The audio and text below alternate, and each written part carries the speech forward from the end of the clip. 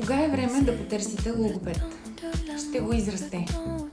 Това е една от най-честите фрази, които чувам от родители, но понякога чакането струва ценно време.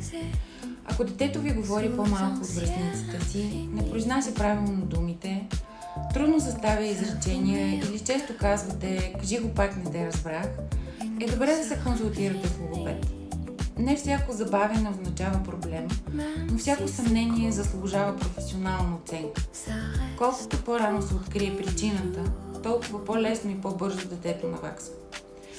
А най-важното е, че получава увереност да общува, да учи и да се развива спокойно.